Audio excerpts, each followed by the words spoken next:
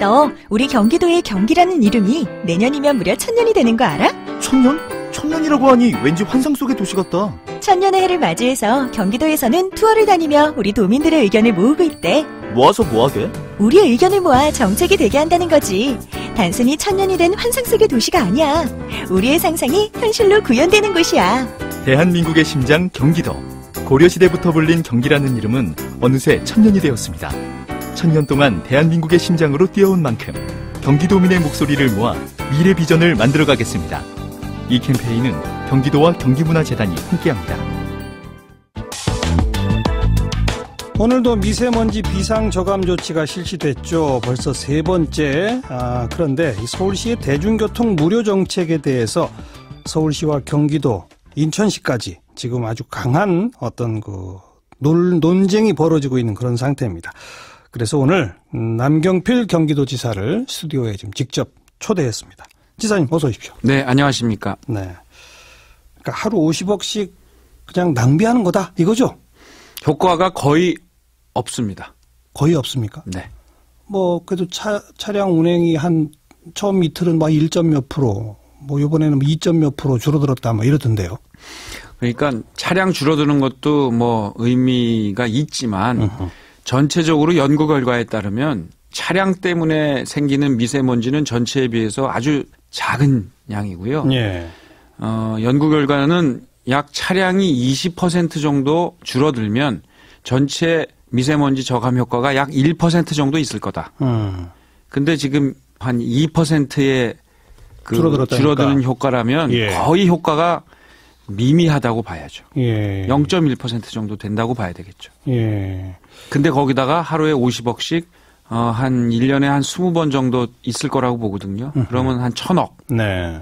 그 돈을 쓰기에는 너무 아깝죠. 근데 박원순 시장은 아직 이게 시작이고 이걸 좀 계속 하면서 일반 시민들이 미세먼지 문제의 심각성을 깨닫고 또 자발적으로 동참하도록 좀 적극 유도하고 이렇게 하면서 정책 효과를 우리가 좀 더 기대해야 되는 거 아니냐. 경기도가 동참했더라면 이 차량 운행 줄어드는 효과도 훨씬 더 커졌을 것이다. 이렇게 말하는데요. 이런 미봉책 정책에 참여할 생각은 없습니다. 다른 방식으로 차량 운행을 줄일 수 있는 정책 수단들이 있어요. 예컨대 어떤? 저희가 지금 준비해서 제가 오늘 계속 박원순 시장님께 만나서 지금 급하니까 네. 정책 협의를 합시다. 계속 제안하고 있죠. 라고 했는데 지금 계속 시간이 없으시다고 그러거든요. 예. 제가 구체적으로는 말씀 안 드리겠습니다. 왜냐하면 또 미리 발표를 해놓고 하면 따라오라는 얘기냐 또 이렇게 되니까. 그럴까 봐 얘기 안 하지만 실질적으로 예를 들면 광역버스나 예. 이런 쪽을 많이 이용해서 자가용을 두고 갈 수 있도록 하는 유인 책들이 있어요. 예산은 그보다 훨씬 적게 들고 그런 정책들을 처음부터 머리를 맞대고 했으면 같이 할 수 있거든요. 근데 이 정책을 처음 발표할 때 뭐 시민들이 모여서 결정하고 나서 일방적으로 발표를 하고 경기도 인천은 따라오라. 네. 저한테 아무런 말씀이 없으셨어요. 정책 협의가 좀 있었다고도 하던데요. 없었습니다. 실무선에서는? 처음에 시작할 때는 없었고요. 예. 그리고 제가 문제 제기를 했죠.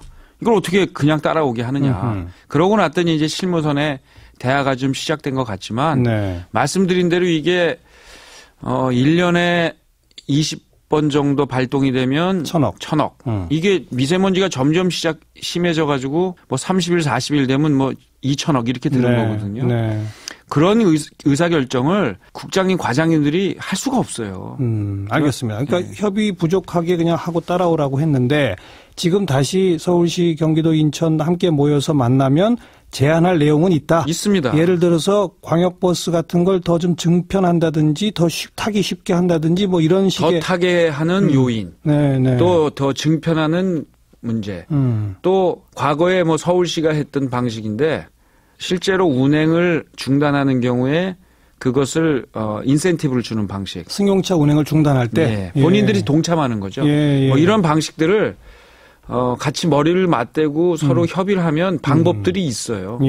이 미세먼지라는 게 경기도에서 발생된 게 서울로 가고 서울에서 발생된 게 경기도로 오고. 당연하죠. 이게 경계가 없거든요. 네. 그러면 세 지자체가 처음부터 이걸 했어야 돼요.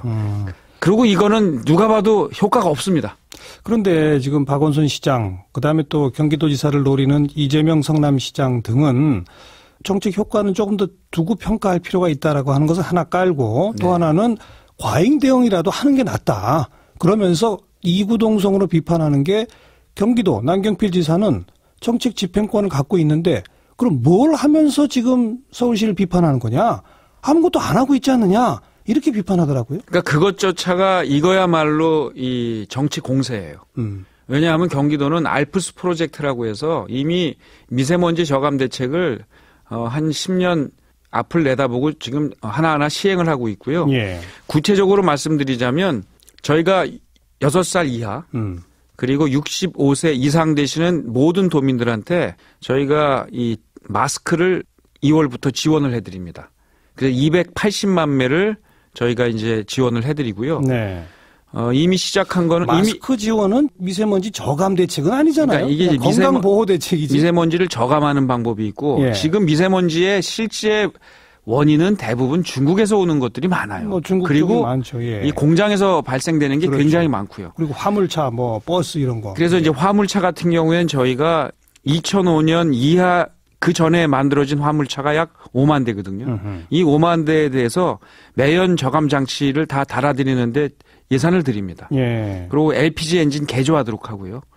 또 전기 버스를 전면 도입해서 계속해서 갈아 나가고 있고요. 또 하나 공기청정기를 모든 어린이집에 지금 저희가 경기도에 11,816곳에 어린이집이 있거든요. 예, 예. 한 개씩이 아니라 몇 개가 필요하니까 약 6만 개의 공기청정기를 지금 하나씩 달아드리고 있습니다. 지금 계속 진행하고 있거든요. 알겠습니다. 이런 예산들은요. 마스크 32억, 공기청정기 82억. 이거 이틀만 안 하면 거의 모든 어린이집과 거의 모든 어린이에게 마스크를 또 맑은 공기를 마실 수 있게 해드리는 이런 정책들이 있어요. 언급한 것처럼 마스크나 공기청정기는 미세먼지의 직접적 저감 대책이라고 하긴 그렇고 네. 미세먼지로부터 좀 보호하기 위한 대책이다. 그런 네. 거 지금 예산 투입하고 있다 말씀하셨고. 그리고 버스를 네. 바꾸고 그다음에 저감 장치를 달아드리고 이런 건 이제 저감을 하는. 근데 그 저감 장치나 버스를 바꾸거나 뭐 이런 식의 부분이 최근에 예산을 대폭 늘린 겁니까? 그렇습니다. 아, 그렇습니까? 이게요. 예를 들면 4,000대를 바꾸는데 얼마가 드냐면 1조 3천억 원이 듭니다. 네네. 그 대목에서 박원순 시장이나 이재명 시장은 획기적으로 그런 데에 이 예산을 대폭 늘리거나 그런 걸 안 하고 있다라고 비판하더라고요. 근데요. 이걸 저희가 해야죠. 그러나 근본적인 대책이 아니라는 거예요. 미세먼지 저감 대책은요.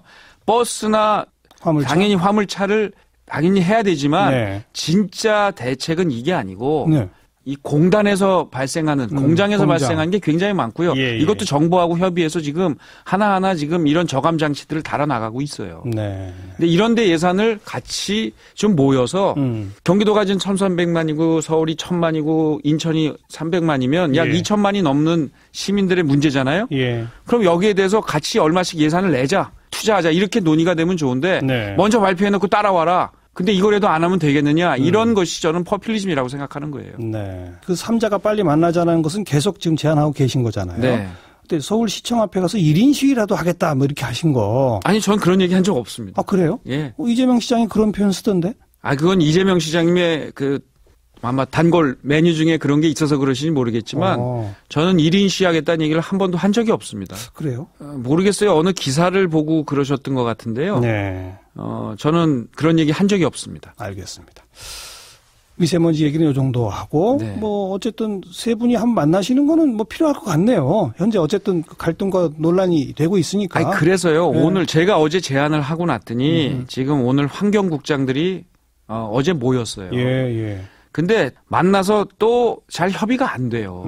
그러니까 지금은 빨리 결정권을 가진 예산권을 가진 시도지사가 만나서 알겠습니다. 오늘 밤이라도 좋고 내일 새벽이라도 좋아요. 네. 뭐가 급합니까? 지금 이게 급하지. 자, 자유한국당 진짜 만약에 계속해서 여기에 참여 안 하시면 저희 어쩔 수 없이 저희 개별적인 조치라도 취해야 되는데요. 가능하면 저희는 같이 하고 싶습니다. 네.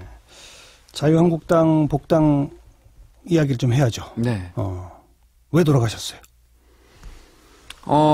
자유한국당에서 처음엔 이제 새누리당이죠. 새누리당에서 탈당할 때 국정농단 세력과는 함께 정치를 또 개혁 보수를 만들기 어렵다 하는 판단으로 나왔고요.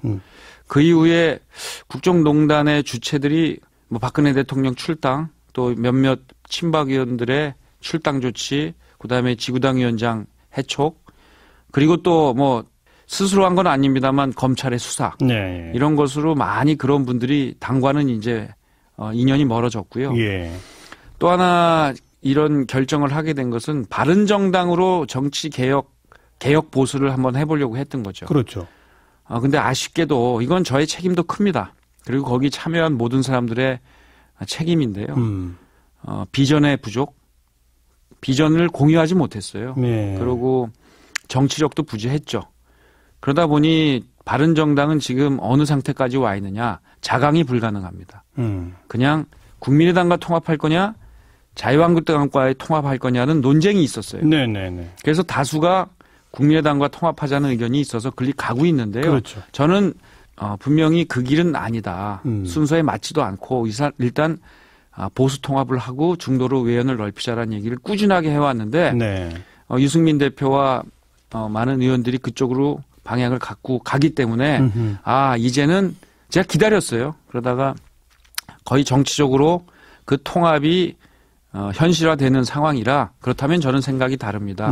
저는 보수 통합을 통한 개혁 보수를 만들겠습니다 하고 복당하게 된 것입니다. 그 같이 바른정당을 했던 지금도 이제 바른정당에 있는 하태경 의원 등이 이제 가장 목소리 높이는 주장이 이른바 야당 교체론 아니겠습니까? 지금의 자유한국당이 원내 3분의 1 이상의 엄청난 의석을 가지고 있는데 지금 국민적 지지나 이런 걸로 봐서는 지금 저 야당 갖고서는 현실적인 대안 세력이 될 수 없으니 다음 총선에서 다가오는 지방선거부터 시작해서 자유한국당 저 당 갖고는 안 됩니다. 이제 우리가 새로운 대안 야당이 되겠습니다.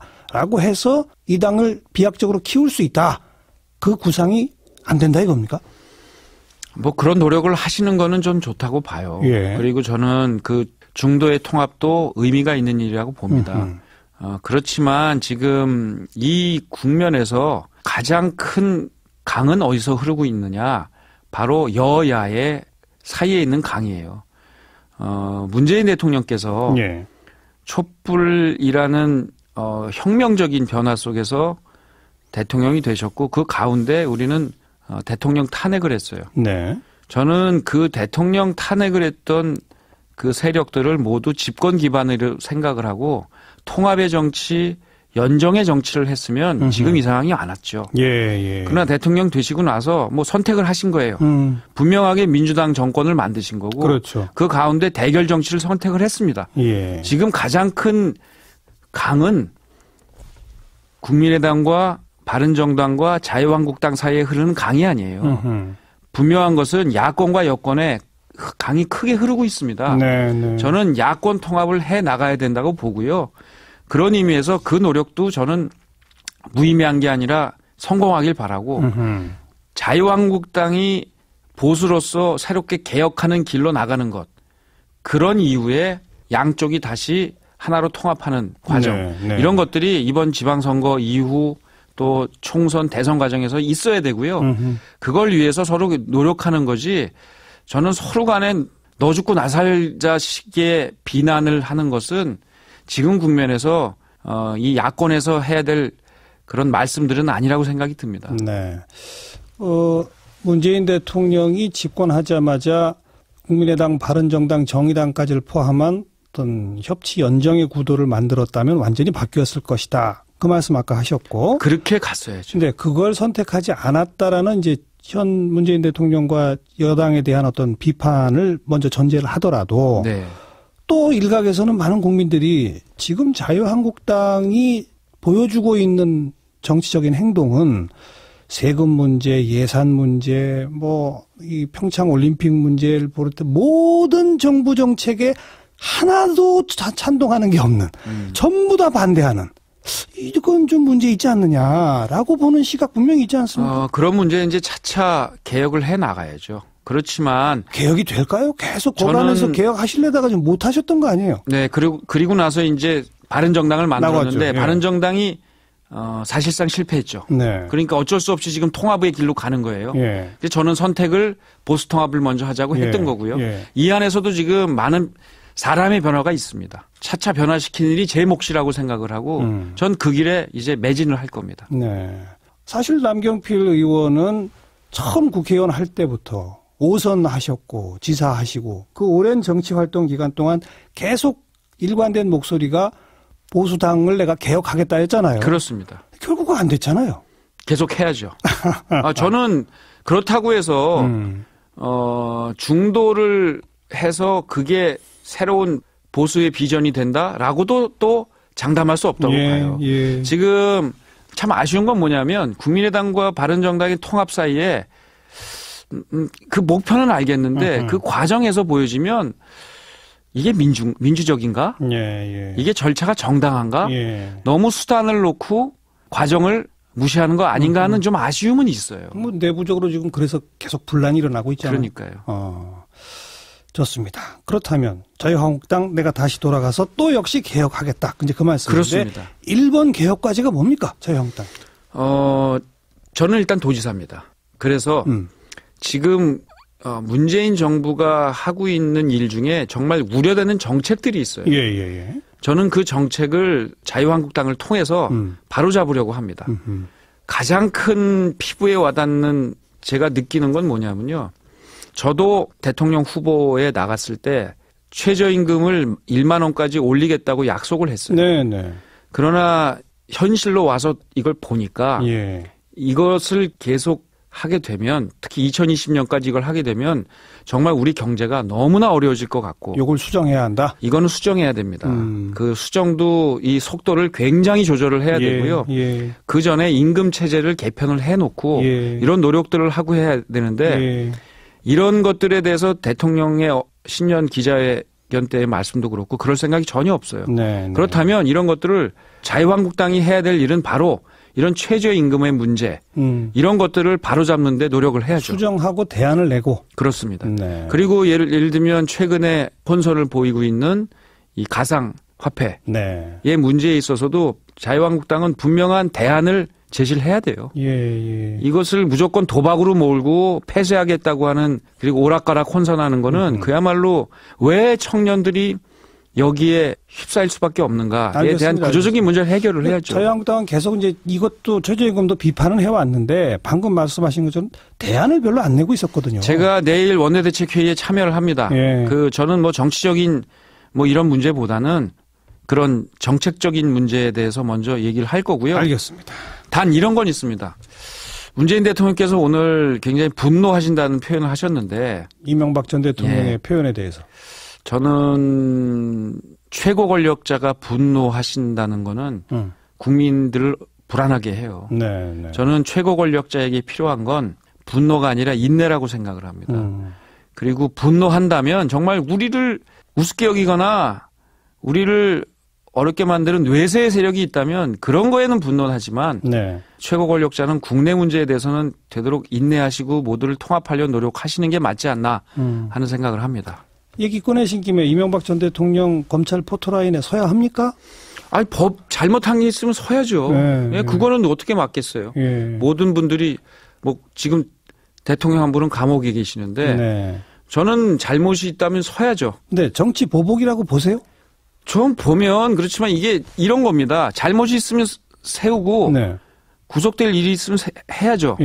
그러면 그것은 검찰에 의해서 하는 거예요. 근데 이게 이미 한 몇 달 전부터 집권당의 대표가 포토라인에 세우겠습니다. 집권당의 아주 유력한 의원들이 반드시 서야 됩니다. 그렇게 될 겁니다. 장담합니다. 이런 게 바로 정치보복으로 오인을 받도록 만드는 요인이에요. 알겠습니다. 짧게 한 말씀만 기초의원 선거구 지금 한 선거구당 2명씩 뽑는 선거구가 너무 많아서 거대 양당에서 공천하면 자동 당선 국민을 안 본다. 이거를 3인 4인 선거구로 늘리기 위해서 경기도는 선거구 획정위원회를 빨리 제대로 가동해서 그거 해야 되지 않느냐. 이재명 성남시장의 이제 주장이고 요구거든요. 그냥 2인 선거구를 3인 내지 4인 선거구로 바꾸는 것이 필요하다는데 동의하시는지 계획은 어떤지만 짧게 한 말씀. 잘 검토를 할 거고요. 이건 룰입니다. 선거의 룰은 여야가 합의를 해야 돼요. 그동안 그렇게 해왔거든요. 지금 경기도에서 민주당과 자유한국당이 이 문제를 놓고 의원들 간에 토론을 하고 있을 겁니다. 그런 합의의 과정을 존중하겠습니다. 근데 그 두 거대 당이 토론에서 합의하면 또 2인 선거구로 가지 않을까요? 아니 근데 그게요. 과거에 이거를 지금 민주당에서 이런 얘기를 하거든요. 뭐 이재명 씨엠이 이런 얘기를 하시고 그러는데 지금 또 유리하고 불리하다고 해서 이걸 자꾸만 한쪽에서 바꾸자고 하면 결국 선거법이란 게 안 바뀌어요. 제도라는 게. 그러니까 이거를 선거하기 오래전부터 지금의 정치 상황과 누가 유리하다 불리하다가 상관이 없는 오래전에 이걸 해야지 선거를 앞두고 이걸 이렇게 주장을 하면 순수성을 오해받겠죠. 어렵겠군요. 오늘 여기까지 말씀 듣겠습니다. 고맙습니다. 네, 감사합니다. 남경필 경기도지사였습니다.